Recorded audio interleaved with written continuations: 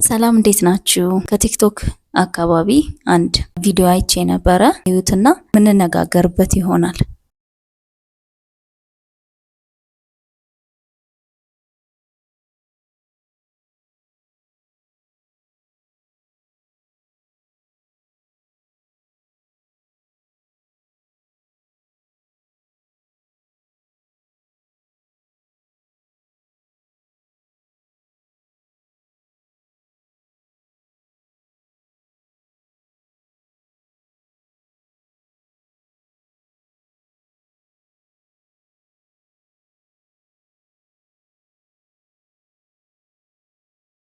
እንግዲህ ቪዲዮ ላይ እንዳያችሁ ቪዲዮ በድብቅ የተቀረጸ ነው። ማለትም ሰውየው ኦብቪየስሊ ሕፃን ልጅ ከቤተሰቦቿ ጋር አይ ዶንት ኖ ዌዘር እናት ይሁን አክስት ይሁን እህት ይሁን አላቅም፣ ብቻ ግን ከምታውቃቸው ቤተሰቦች መጠጥ ቤት ይሆናል፣ ግሮሰሪ ነገር። እነሱም ቁጭ ብለው ድራፍት እየጠጡ ነው። ሕፃኗም ደግሞ እንደ ትልቅ ሰው ብርጭቆ ተሰጧት ድራፍት ስትጠጣ ቀርጿል ሰውየውና ቲክቶክ ላይ ለቆት ነው። ሰውየውን ለምን ሄደ ለማስቆም አልሞከርክም ማለት? አዎ ማንኛውም ሰው ሄዶ ለምን ማለት አለበትና ተብሎ ሲጠይቁት አያገባህም፣ ምን ያገባሃል፣ አርፈ ተቀመጣ፣ ጨቅጭቀን ተብዬ ነው የተመለስኩት አለና ያሳዝናል። ያየነው ነገር ያሳዝናል። ትንሽዬ ልጅ እንዴት እንደምትጠጣ አይታችኋል። የመጀመሪያዋ እንዳልሆነ ያስታውቃል። ምክንያቱም የመጀመሪያ ጊዜ መቼም አንድ ሕፃን ቢራም ይሁን እንትን ብታቀምሱት መራራው አንናቹራል ነገር ስለሚሆንበት ያስጠላዋል፣ ይንገፈገፋል አይደለ? that's true መራራ ነው። የአልኮል መጠጦች የመምረር ነገር ስላላቸው ሕፃናት ሲቀምሱት ደስ አይላቸውም።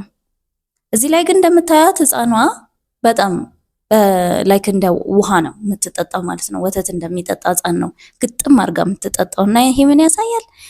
የመጀመሪያ ጊዜ እንዳልሆነ እንደዚህ አይነት ነገሮች ተደጋጋሚና የቤት ውሎ ምሳሌዎች አደባባይ የወጣ የቤት ውሎ እንደሆነ ያሳያል። እና ምናልባት ከእውቀት ማጠር ወይ ደግሞ ከግዴለሽነት የመጣ አስተሳሰብ ሊሆን ይችላል። ነገር ግን ግዴለሽነትና የአስተሳሰብ ኋላ ቀርነት ደግሞ ትውልድን እንዲገድል መፍቀድ የለብንም። ለዛ ነው ዛሬም እዚህ እናንተ ፊት ሆኜ ዛሬም እነሱን አይተን ሌሎቻችን እንደዚህ አይነትም ደግሞ በየቤታችን ልጆቻችን ምናጠጣ ሰዎች ካለን ደግሞ ከዚህ ተግባራችን እንድንቆጠብ ነው። ምክንያቱም ከልጅነት ጀምሮ በእኛ ማህበረሰብ በተለያዩም እጃቸውን ጥልቅ ያደረጉና በልጅነት ሕፃንም ሆኖ ምላሳችን ላይ ያስቀምጡታል። አረቂም ምንድነው ጠላም ጠጅም አፋችን ላይ እንደዚህ ያደርጉታል። አጋንንት እንዳይመታችሁ ምናምን ይባላልና ምች እንዳይመታችሁ ምናምን አለ አይደል? ካልቀመሳችሁ እንደዚህ አይነት የሚባል ነገር አለና ይሄ እንዴት በባህላችን እንዴት ባስተሳሰባችን ውስጥ አልኮል አንደኛ ከማህበረሰባችን ህይወት ጋር እንዴት እንደተገናኘ፣ ሁለተኛ እንዴት እንደ ኖርማል ቲንግ ለሕፃናት እንደሚታይ ነውና እዚህ ላይ እንዳያችኋት የ5 የ6 የ7 ከፍ ብትል 8 9 ብትሆን ነው ሕፃኗ እንዳያችኋት ነው። ታዲያ ምንድነው ኖርማል ነው ወይ?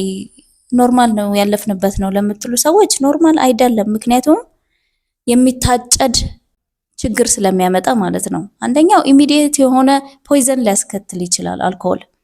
አልኮል ፖይዝኒንግ ይባላል። ቶክሲክ ሊሆን ይችላል። ያችን ልጅ እዛው ላይ ሊገላት ይችላል ማለት ነው፣ የመግደል አቅም ስላለው።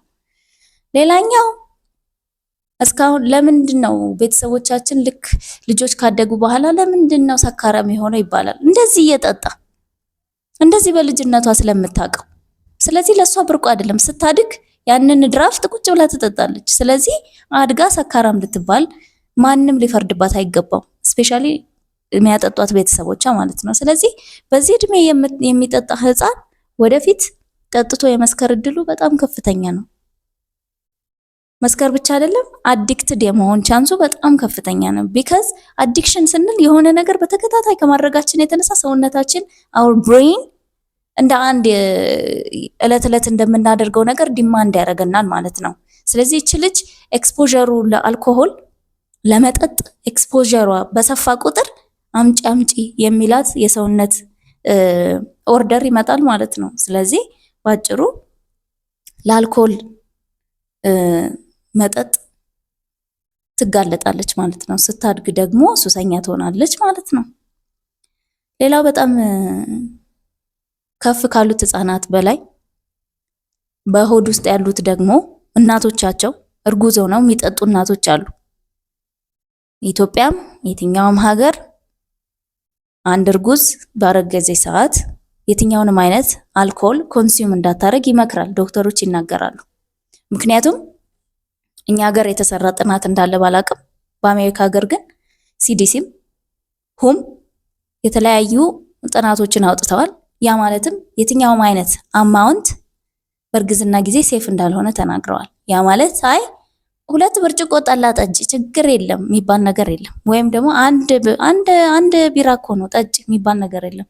አይ አንድ ድራፍት ጠጭ የሚባል ነገር የለም ማለት ነው። ኖ አማውንት አሉ። በቃ ምንም አይነት አማውንት ትንሽም ትልቅም የሚባል ነገር ሴፍ አይደለም የሚል ጥናት አውጥተዋል። እኛ ብዙ ጊዜ በጣም ከባድ የሆነብን ነገር ምን እንደሆነ ታውቃላችሁ? ህፃን ልጅ የሆነ ሰውነቱ ጎሎ ካልወጣ ፊቱ አይኑ ምናምን ጉድለት ሆኖ ካልወጣ የተለየ ነገር ወጥቶ ካልሆነ ጤነኛ የሆነ ይመስለናል። አይደለም። ጤና ትክክለኛው ጤና ምን እንደሆነ ታውቃላችሁ? የአእምሮ ጤና ነው። በሚገባቸው ሰዓት የሚገባቸው ማሰብ ሲችሉ፣ በሚገባቸው ቁመት መድረስ ሲችሉ፣ በሚገባቸው ክብደት መድረስ ሲችሉ የመማር ዘመናቸው ላይ በደንብ አእምሯቸው አንደርስታንድ ሊያደርግ በሚችልበት መልኩ አንደርስታንድ አለማድረግ ነው ከባዱ ችግር። አልኮል ደግሞ እንደዚህ አይነት ነገሮችን ያመጣል። የአእምሮ የአንጎልን ጤናማነት ያበሳቁላል፣ ይጎዳል። ስለዚህ ልጆቻችሁ ጠጥታችሁባቸው ትምህርት ቤት ሄደው ሳይረዱ ሲቀሩ አትጩሁባቸው። you are the reason። ወደው አይደለም። their brain at some point ተጎድቷል። ይሄንን እወቁ። የሰው ልጅ እግዚአብሔር ይጠብቃል፣ ይሸፍናል። አይ እኔ እኮ ስለተንገባ የሚባል ነገር የለም። እግዚአብሔር ሪስፖንሲብል እንድትሆኑ በእውቀት መልክ ሰጥቷቸዋል። ያንን እውቀት ተግብሮ የተሻለ ትውልድ ማፍራት የኛ ሪስፖንሲቢሊቲ ነው። እግዚአብሔር አለ ብሎ መጠጥ መጠጣት እግዚአብሔር ነው የሚሸፍን የሚያሳድግ ጤነኛ ልጅ የሚሰጥ ብሎ ለማይገባ ነገር ራስን መስጠት፣ እንዲያውም ልጅን አሳልፎ መስጠት፣ ይሄ በጣም ነውር ነው። እግዚአብሔርን ተጠያቂ አታርጉት። ስለዚህ ለልጆቻችሁ ስታስቡ 2 እግር 2 እጅ ያለው ልጅ ብቻ አይደለም ጤነኛ ሆኖ የተወለደ ማለት ያለባችሁ። እዚህ ውስጥ ያለው ነገር ምን ሆኗል? ምንድነው? አልተጎዳም ወይ? ስለዚህ የምትጠጡ ሰዎች 100% ልጆቻችሁን አእምሯቸው ሊትራሊ ፉል ካፓሲቲ እንዳይጠቀም እያደረጋችሁ እንደሆነ ተረዱ። ሌላኛው ሶስተኛው ሁልጊዜ የምንሰማው ነገር አለ። የወለዱ እናቶች አራስ ቤት የሆኑ እናቶች ምን ይባላሉ? አይ ጡትሽ እንዲሞላ ማለት ነው ጠላ ጠጭ። አይ ቢራ እኮ ጡት ይሞላ ወተት ያፈሳል፣ ስለዚህ ጠጭ። አለማወቅ ምን አይነት መጥፎ ነገር እንደሆነ በጣም በጣም ነው የሚያሳዝነው። እና እናቶች ወልደው አራስ ሆነው ቢራ ይጠጣሉ። ከዛ ጡታቸው ሞላ ይባላል። የተሞላው ወተት ምን እንደሆነ ታውቃላችሁ? ኢትስ ፉል ኦፍ አልኮሆል። በጣም የሚያሳዝነው ነገር ደግሞ በእርግዝና በጡትም እናቲቱ የምትጠጣው አልኮሆል ቀጥታ ወደ ልጁ ይሄዳል። አንድ እናት መጠጥ ከጠጣች በኋላ ያ መጠጥ በጡት ወተቷ ውስጥ ከ30 እስከ 60 ደቂቃ የመቆየት ፕሮባቢሊቲ እንዳለው ሳይንስ ያረጋግጣል። ታዲያ ከጠጡ በኋላ ለጡት ሙላት ስለተባለ ወዲያው ልጆቹን ያጠቧቸዋል ማለት ነው። በሚጠሙ ሰዓት ታዲያ ምንድነው የሚሄደው? ቀጥታ ያ መጠጥ ወደ ልጁ ይተላለፋል ማለት ነው። በጣም የሚገርማችሁ ነገር ማለት ነው የጠጣቸው አልኮል ሴም አማውንት ነው ወደ ልጁ የሚሄደው። 2 ቢራ ብትጠጣ 2 ቢራ ይሄዳል። እና the amount of alcohol in breast milk is similar to the amount in the mother's blood. ደንግጡ። ይሄን ሰምታችሁ ደንግጡ። ያ ማለት ሰክራችሁ ከነበረ ልጁ ምን ሆኗል? ሰክሯል። የሚያሳዝነው ነገር ደግሞ ልጆች እንደኛ አትሊስት ቢግ ሆነው ጉበታቸው ምናምን እንደኛ ፖቴንሻሊ ፕሮሰስ የማድረግ ዲቨሎፕመንት ላይ ስላልደረሰ እዛ ሰውነታቸው ውስጥ የሚቆየው ጊዜ እኛ ውስጥ ከሚቆየው የበለጠ ነው። ያ ማለት እጥፍ የሆነ ዳሜጅ ነው የሚያመጣው፣ እጥፍ ማለት ነው። እና መጠጥ ለህፃናት መጥፎ ነው አይደለም፣ ለህፃናት ለሰው መጥፎ ነው። በቃ መልካም ነገር አይደለም። የምትጋብዟቸው፣ የምትሰጧቸው፣ የምታስተላልፏላቸው ነገር አይደለም። አታቅምሷቸው። እነሱ ፊት የምትጠጡ ከሆነ አድቫይሱ እነሱ ፊት አትጠጡ፣ ውጡና ጠጡ ከፈለጋችሁ። የህፃናት በርዝዴይ ላይ ይሄንን አስተውላችሁ ከሆነ እንድታውቁ ፈልጋለሁ። የህፃናት በርዝዴይ ተዘጋጅቶ የልደት በዓል ተዘጋጅቶ የሚቀርበው ምንድን ነው? የተደረደረው ቢራ፣ ጠጅ። ማን ነው የሚጠጣው?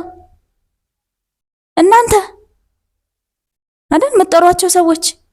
ከዛ ልጆቻቸው አድገው the same thing ሲደግሙ አይ ከየት የመጣ ምናምን ብሎ መጮህ አያዋጣም።